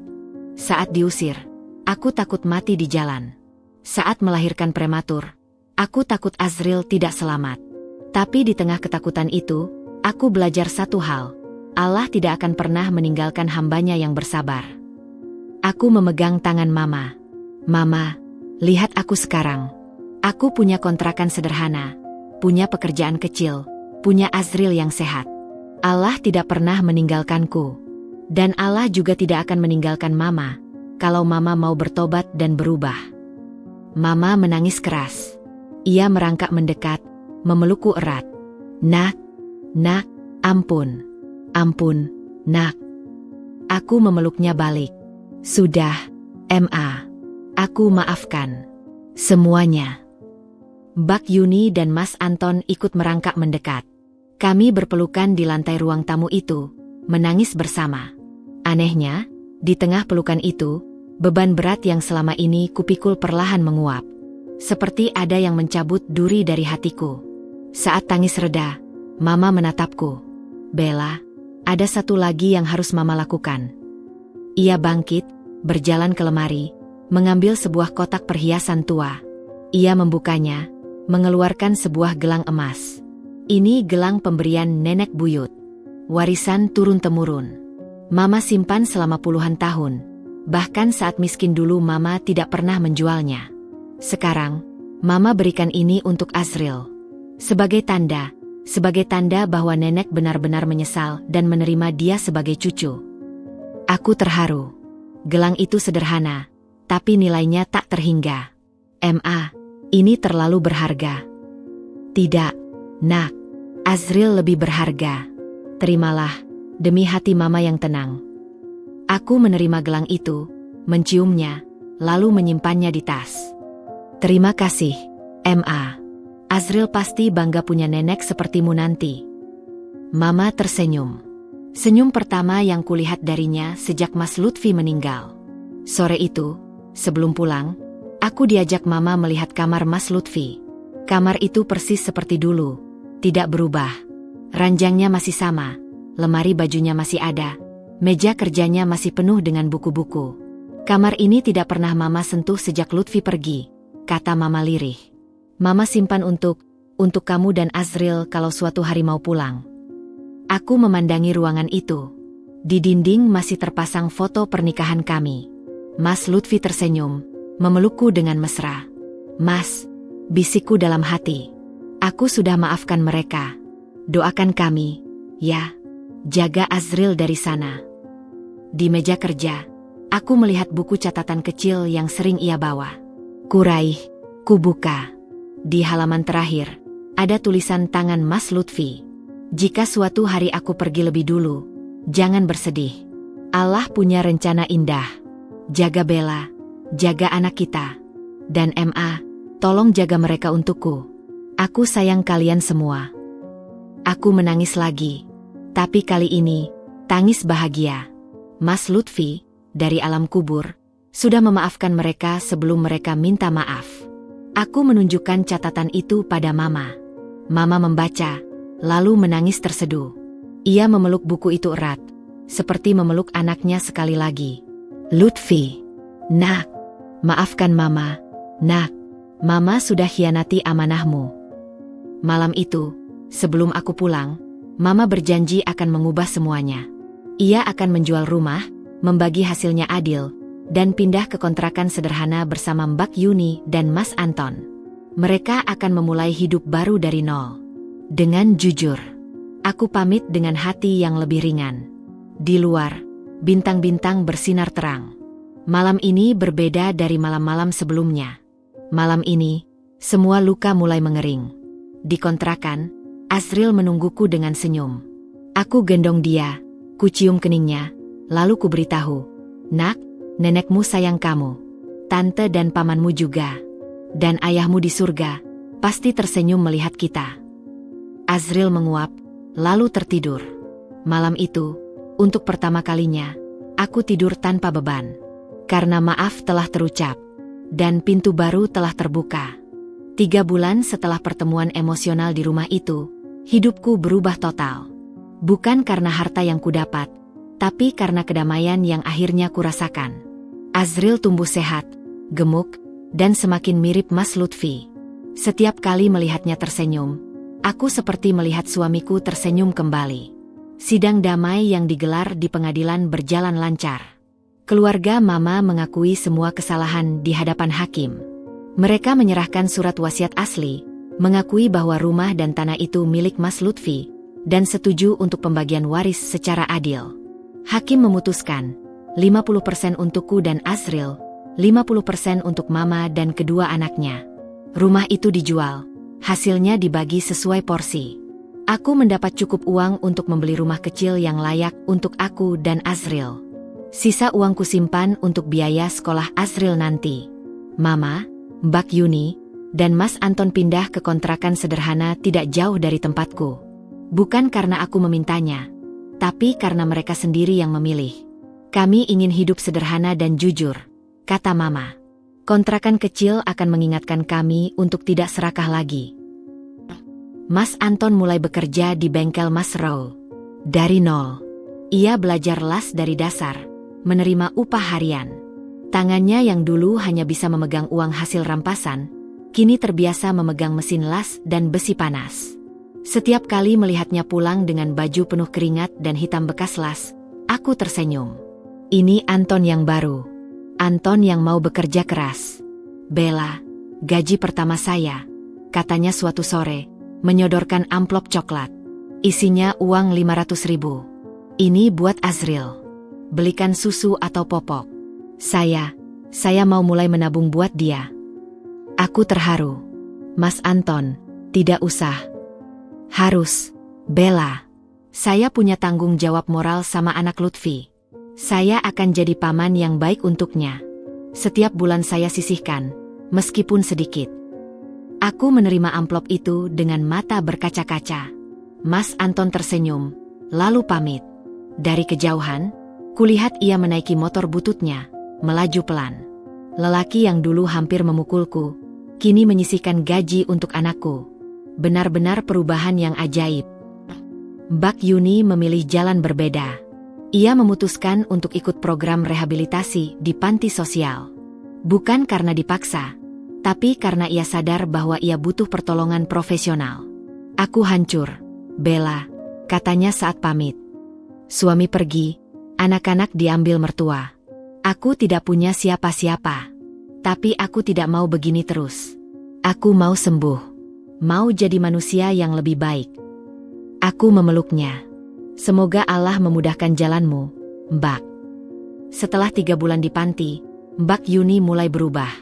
Ia lebih tenang, lebih damai. Ia rajin mengikuti pengajian, belajar agama dari awal. Ia juga mulai membuka usaha kecil, jualan kue online. Mbak Yuni yang dulu sombong dan licik, kini rajin mengirimkan kue buatanku untuk dicicipi.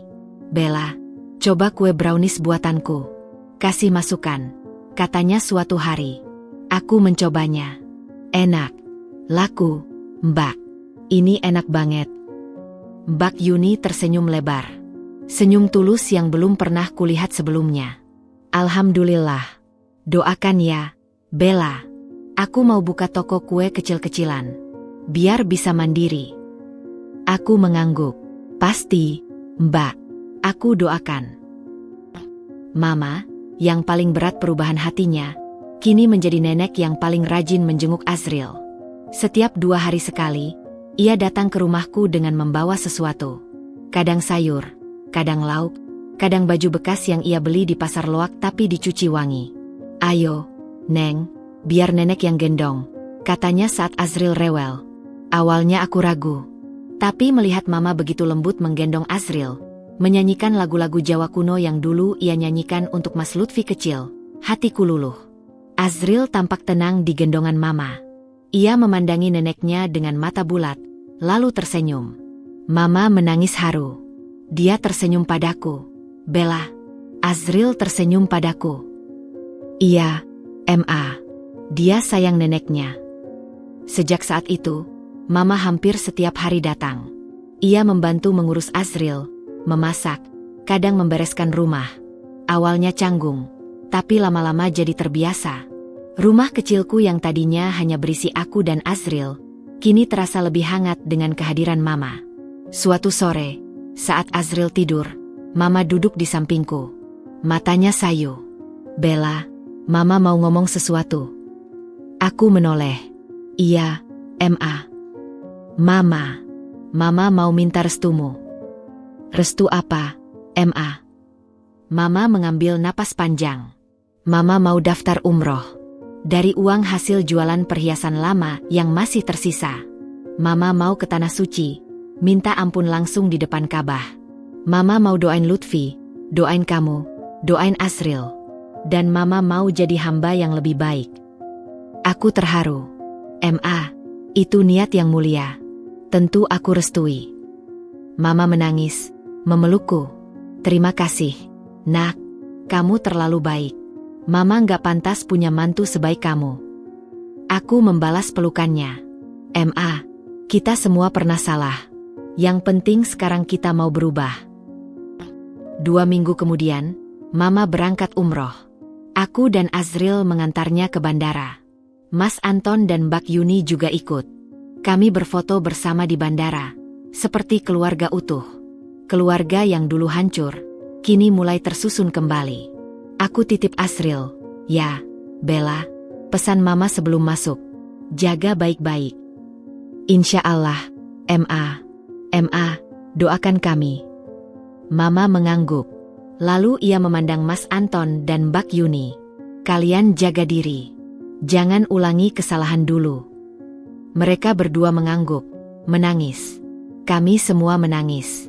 Tangis haru di bandara. Saat Mama sudah masuk, Mas Anton berkata, Bella, terima kasih. Tanpa kamu, kami mungkin tidak akan pernah sadar. Aku tersenyum. Mas Anton, tanpa kalian sadar, aku mungkin masih terjebak dendam. Jadi, terima kasih kembali. Selama Mama di Tanah Suci, aku sering menerima video call darinya. Ia bercerita tentang keindahan Masjid Nabawi, tentang air mata yang tak berhenti mengalir saat berdoa di Raudah, tentang rasa haru saat melihat Ka'bah untuk pertama kali. Bella, Mama doain kamu dapat jodoh yang baik, yang sayang kamu dan Azril, katanya dalam satu video call. Aku tersenyum. Amin, Ma. Tapi sekarang fokus dulu sama Azril. Jangan lupa, Nak, kamu masih muda. Lutfi pasti mau kamu bahagia. Aku menunduk. Mas Lutfi, entah mengapa, rasanya aku belum siap membuka hati untuk orang lain. Tapi siapa tahu, kan? Allah punya rencana indah. Sehari sebelum Mama pulang, sebuah kejutan datang. Paket besar dikirim ke rumahku. Dari Arab Saudi. Aku buka, isinya oleh-oleh, kurma, sajadah, mukena, dan sebuah surat dari Mama. Untuk Bella dan Azril tercinta. Mama menulis ini di hotel dekat Masjid Nabawi. Hati Mama tenang sekali di sini. Seperti semua dosa terampuni. Mama sudah berdoa untuk kalian di setiap kesempatan. Di Raudah, Mama menangis minta ampun untuk semua kesalahan. Di depan Ka'bah, Mama bersujud syukur karena Allah masih memberi kesempatan untuk bertobat. Bella, Mama tahu, kata maaf tidak cukup untuk memperbaiki semua luka. Tapi Mama berjanji, sisa umur Mama akan Mama gunakan untuk berbuat baik pada kalian. Mama akan jadi nenek terbaik untuk Azril. Mama akan jadi mertua yang selalu mendoakanmu. Terima kasih sudah memaafkan Mama. Terima kasih sudah memberi kami kesempatan kedua. Mama sayang kalian. Mama yang berdosa. Aku menangis membaca surat itu. Azril merangkak mendekat, memegang kakiku. Ia menatapku dengan mata beningnya, lalu tersenyum. Nak, nenekmu sayang kita, bisikku. Dan ibu yakin, ayahmu di surga tersenyum bahagia. Mama pulang dengan wajah bersinar. Ia terlihat lebih muda, lebih tenang. Oleh-olehnya banyak, tapi yang paling berharga adalah perubahan di matanya. Tidak ada lagi ketakutan, tidak ada lagi keserakahan. Yang ada hanya kedamaian. Malam itu, kami semua berkumpul di rumahku. Mas Anton, Mbak Yuni, Mama, aku, dan Azril. Kami makan malam bersama. Makan sederhana, tapi penuh kehangatan. Setelah makan, Mama menggendong Azril. Nak, nenek sudah umroh. Nenek doain kamu jadi anak soleh, pintar, dan berbakti pada ibu. Dan nenek juga doain, kamu gak akan pernah ngerasain pahitnya hidup kayak ibu kamu. Aku tersenyum, tapi mataku berkaca-kaca. Azril akan baik-baik saja. Dia punya nenek, punya tante, punya paman, punya Allah. Mama mengangguk. Iya, nak, kita semua akan baik-baik saja. Hari itu, tepat 1 tahun sejak Mas Lutfi meninggal, aku mengajak mereka semua berziarah ke makamnya. Kami datang bersama.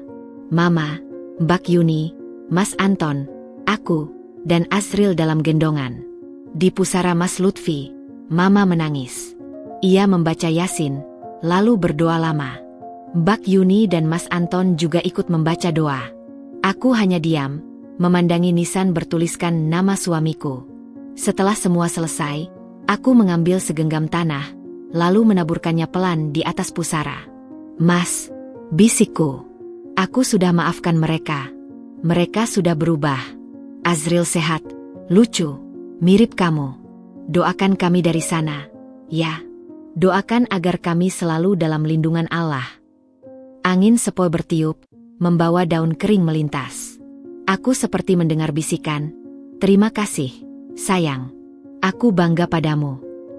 Azril tiba-tiba tertawa kecil, meraih ke arah pusara. Seperti ia melihat sesuatu yang tidak kulihat. Mungkin ia melihat ayahnya. Mungkin ia merasakan kehadiran yang tak kasat mata. Mama memelukku. Bella, mari pulang. Lutfi sudah tenang di sana. Kita harus tenang di sini. Aku mengangguk. Kami berjalan meninggalkan makam itu, bergandengan. Keluarga yang dulu hancur, kini bersatu di bawah naungan maaf dan kasih sayang. Karma terakhir bukanlah kehancuran, tapi kesadaran. Bukan balas dendam, tapi keadilan yang tulus. Bukan air mata sakit, tapi air mata syukur. 1 tahun kemudian, di ulang tahun Azril yang kedua, kami mengadakan syukuran kecil. Di rumah baru yang lebih besar, hasil tabunganku dan bantuan Mama. Mas Anton datang dengan istri barunya, janda baik yang ia kenal di bengkel. Mbak Yuni datang dengan kue buatannya yang kini sudah punya toko kecil. Mama, dengan rambut putihnya, sibuk menggendong Azril. Azril berlarian, tertawa, memanggil, "Nenek, Nenek," setiap kali melihat Mama. Mama tersenyum lebar, bahagia. Di tengah acara, Mas Roy datang dengan seorang pria. "Bella, kenalkan ini temanku, Mas Heru. Janda, anak 1. Siapa tahu cocok." Aku tersenyum, malu. Azril berlari menghampiri, menatap Mas Heru dengan rasa ingin tahu. "Halo, nak, sapa Mas Heru ramah." Azril menatapku, lalu kembali menatap Mas Heru. "Bapak?" tanyanya polos. Aku tertawa. "Nak, itu bukan bapak. Itu temannya Om Roy." Tapi Mas Heru berlutut, sejajar dengan Azril. "Kamu boleh panggil Om dulu, Nak. Nanti kalau sudah kenal, baru kita lihat lagi." Mama dari kejauhan tersenyum padaku. Isyarat, "Buka hati, Nak." Aku tersenyum balik. Mungkin benar. Mungkin Allah punya rencana lain. Tapi untuk saat ini, aku hanya ingin fokus membesarkan Azril, menjalani hidup dengan tenang, dan terus bersyukur. Karena pada akhirnya, keadilan sejati bukanlah saat mereka yang menyakiti kita menderita. Tapi saat kita bisa memaafkan, dan mereka bisa berubah. Itulah karma terbaik. Itulah keadilan yang tulus.